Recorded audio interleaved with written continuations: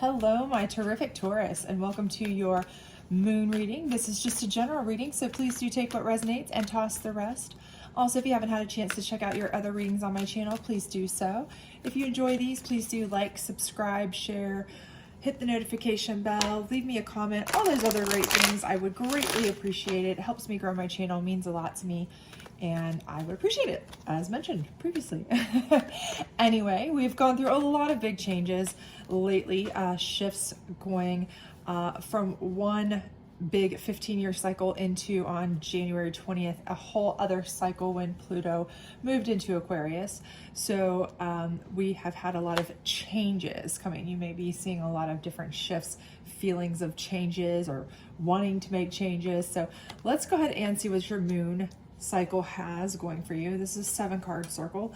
This first position is indicative of kind of what you're facing now. The second position is kind of what got you into that. The third position is similar to a typical tarot challenge card, and it's kind of what's keeping you in this situation. The fourth position is your optimal outcome should you follow the fifth, sixth, and seventh positions, and I'm hoping you can see all of these fairly well. If not, that's okay. We'll be going through them one at a time, hopefully getting you some answers, things like that. We do have some pretty exciting lunar changes going on as well. Last month we had the wolf moon. I believe we have a snow moon coming up late in February. I know around the 13th of February we are also going to be having, I believe, Mars and Pluto potentially lining up in Aquarius. I'll have to check on that, make sure that I'm getting that right, but I do believe that's what I saw. So we're going to have some pretty energetic shifts, right? So lots of changes, lots of feelings of wanting to change. I'm seeing in a lot of people and a lot of readings, hearing and experiences and comments. So if you're in that feeling, that could be, you know, kind of where you're feeling a little bit, you know, I don't want to say antsy, or kind of like you're, I don't want to say bored, but kind of you just feel like you need to do something, right? You've got that incessant need to make something happen, right? So for a lot of you, that may be the case. But for many of you, here's the situation here, right? Your specific situation is self-love. And I feel like the main issue here is that you aren't able to practice self-love. I feel like for a lot of you, you have been so busy, or you haven't had enough time for yourself, or you've been so involved in other people, taking care of other people, right? Your friends, your family members, work, whatever it may be, that you just really have put yourself on the back burner, right? And part of this change is, for many people, a creative shift, right? A lot of this, we're seeing more creativity come to the forefront, people wanting to be a little bit more free in their creative license, how they handle things. And a lot of that is wanting to allow yourself some, you know, a little bit of creative license to do the things that you enjoy, have some time for yourself. And you really have put yourself on the back burner for a very long time for many of you. And I feel like this is your major problem here, is that you feel beat down, tired, you know, just depleted, diminished, whatever it may be, but you do not feel like you have given yourself appropriate self-love, right? You haven't taken up the hobby you wanted to take up. You haven't pursued the career dreams you wanted to pursue. You haven't pursued maybe the relationship that you really wanted. Maybe you have a relationship, but it's just not fulfilling to you. Maybe you have a career, but it's not what you really, really feel like would make you happy. Or maybe it's just wearing you down. You're not taking the time out for yourself because you're having to pour too much into it. But I do feel like that's part of it. And what got you into it was abundance. And I know for many of you, you're like, okay, how does being abundant cause problems? Well, again, when you pour yourself into a faction of your life, whether it is your work life, your home life, whatever, a lot of other parts of your life have to suffer, right? So if you're being abundant in your family life, for example, you may be making that perfect family, you know, that family that's keeping up with the Joneses, as they say, that old adage, or keeping up with the neighbors, whatever it may be. But it's taking every bit of you to do that, right? You're that great bento box mom or dad. You're that great, every day volunteering for everything and making the perfect household person, or you're that perfect employee, so you're getting that abundance at work that, you know, everybody's praising you, all the coworkers want to be you, you're making good money, whatever it may be, but it's taking everything from you, right? So your self-love, your personal, you know, joys, your personal time, your personal peace and calm, and the things that you want to develop in your life and love may be suffering. Okay, so on the outside, while people are looking at you going, wow, you've got it all together, you're living the dream, I wish I were you 1,000,000%, they don't realize how much you're having to give to make this happen, right? You are really giving everything you've got and then some, right? And it's draining the absolute crap out of you, right? Okay, you know that, but you know, when they look at you, it's kind of like when you look at somebody's social media and it looks like their world is perfect, but on the inside they are struggling, battle tired and tested. That's kind of how it is for you. But you know, you really are, I mean, you are really putting everything into it. So yes, you do have that perfect family, you do have that perfect home, you do have that perfect job, or whatever it may be that you're pouring yourself into, but you're suffering on a personal level because of it. Now, what's keeping you into it is facing your fears, right?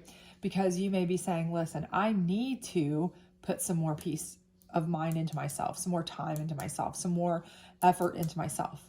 But if I do that, I'll have to get out of this job. And I don't know if I can make it without doing the job that I know how to do, making the money I've been making. Or, you know, what will people think of me? Will I look like a failure? Okay.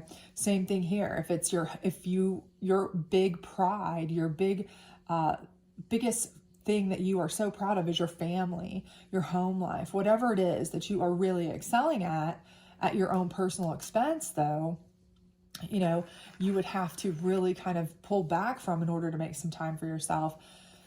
You're afraid you might lose, right? You know, if I'm not pouring every single thing into this, will all of the dominoes start to fall? Will all my balls in the air that I'm juggling start to fall? And that's your biggest fear. Will I be able to keep it up if I'm not pouring every single second of every single day and every single ounce of energy I have into it? Will everything go to, you know, crud? And that's your biggest fear. That's what's keeping you from pulling back, pursuing some of your own time for yourself, okay? But again, you have to remember that, you know, if you eventually burn out, and anybody can, right? That's the reason on a plane they say put your own face mask on first, right? Because if you lose oxygen, if you go, you know, limp, if you pass out, you can't help anybody, right? So you have to take care of yourself. So even though you have these fears like, oh, what if I drop the ball here in whatever facet you are working so hard at, you know, what will I be seen as? Will I be seen as a failure? Will I lose my family? Will I lose my significant other? They won't want to be with me anymore if I can't be the perfect, you know, husband or wife or whatever. You know, if I don't have my job, will I lose my job? And then what will I do? You know, all these fears that you're facing. Well, think about what happens if you completely go to pieces, you know, because anybody at any time could get sick, could, you know, whatever. You have to think about what happens if, you know, you're unable to continue. You have to take care of yourself, right? So what's your optimal outcome? Your optimal outcome is power. And in this particular deck, power is specifically revolving about what you can control, taking the power back over what you can control, okay? It's not sovereignty, which is just taking your personal power back when somebody is taking it from you, kind of taking control of your life back, okay? It's not the masculine card, which is really taking control of everything in life around you to the best of your ability, but this is more taking control of the things that you can. And the things that you can take control of are, you know, how much effort you put in each, you know, facet of your life, including yourself. So this is the optimal outcome, taking back your ability to kind of take control. You know, if you need to delegate certain things, if you need to say, you know what, if I do a little bit less here and other people don't pick up the slack, well, that's on them. You know, if they don't love me, if I'm not perfection, then maybe they didn't love me to start with, because people should love me unconditionally for my flaws too, if I'm not able to give 110%. you know, because I am a person too, and I deserve to take some time for myself, right? This is the optimal outcome. You taking your power back to where you feel like you are as important as anything else or anyone else around you, right? Now, how do you get there? The first thing is beauty. And I know people are like, what does this have to do with anything? Well, beauty in this particular deck is about your internal beauty, right? It's about all the characteristics that you have internally, right? You have a beautiful soul. You have a beautiful, kind heart. You project these things, right? You have talents, abilities, kindness, compassion for others. All of these are these beautiful characteristics that you have, right?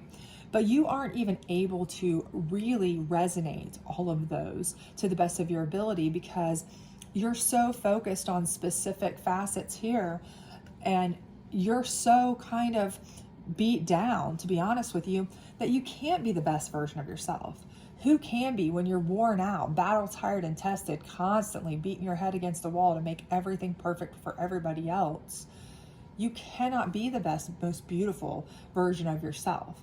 And that is not just looks, of course. That is just your internal beauty, right? So you have to really start to shine your light inside, right? That's the first thing you have to do, is say, okay, what is going to make me feel better internally?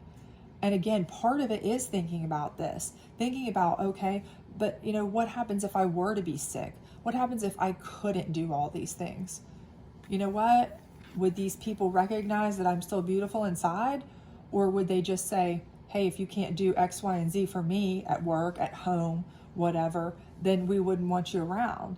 Because if so, they don't even recognize me for my beauty. They recognize me for what I can do for them. And that's not the kind of people I want to be around. So this is what you need to really recognize, is that you are a beautiful person and you deserve everybody to realize this and understand this and love you for this, regardless of what you're doing for them, right? That's the first thing you need to do. The second thing is have faith, okay? Have faith that anybody who really matters will pick up the slack for you if you step back, right? Anybody who really matters to you and cares about you would want you to have some self-love, because they see that you've done so much to care for them, to take care of them at work, at home, you know, in life, that they would want you to have your own time for yourself, okay? Have faith in that. Have faith that you have surrounded yourself with people who will care. And if you haven't, and they show themselves to be that way, that you have faith that you can make it without those people, and you don't need those people because you're better off without them, right? Have faith in yourself to know that even if you pull back, all it's going to do is give you some rejuvenation, some respite, give you the energy to do as much, if not more, going forward, but also kind of reveal to you the people that you can trust in and the people that aren't really there for you, right? That don't really have your back and your best interest at heart, okay? And then that's where you can make your real discernments, right? That's when you make your real decisions. You decide at that point who should stay and who should go, what's important and what's not. If you're pouring yourself into work and your coworkers and your boss and you're giving them 180% all the time, and then when you take a step back because you need to show them that, you know, you need some time for yourself, you want to have more beauty within to let shine on your own creative license, you want to have faith that they're going to, you know, allow you to have a little bit of, you know, respite and peace and relaxation, because you know what, you've been picking up the slack for everybody else around you for forever, making them look good, and all of a sudden they turn on you and they say, you know what, you're not making the same number, so we're gonna have to demote you, or, you know, pass you over on a raise for somebody else who's done half what you've done for so long. Those kinds of things, when those kinds of things come to light, this is where your discernment can really come in. You know what, then you can decide, this isn't the job I wanted. I have poured my soul into a job that would have no loyalty for me. Okay, same with people. If this is a significant other and you've poured your soul into them, but as soon as you need to take a step back, they don't want anything to do with you, then it's what you could do for them, not what, you know, kind of house you've built, not about you. So again, this is helping you make a discernment, right? Who to stay and who to go, right? What to keep and what to leave, right? This is like getting your house in order. And this is when you can be very discerning about who you want around you and who you don't, right? Who is there for you and who is really there for themselves, okay? And that again is really important, because you can pour your heart and soul into people. You can make the perfect home. You can make the perfect job. You can build the perfect life. But if you're building it for someone else and forgetting about yourself and forgetting about what makes you happy inside and forgetting about, you know, having faith in the people around you, because all you're doing is pouring yourself out for them, but they're not giving anything back to you. And the second you stop, they leave, or they bounce, or they're not good friends to you, or they're not good family members to you, or they're not good coworkers to you, then you need to really take a look at, you know, what have you been doing all this for?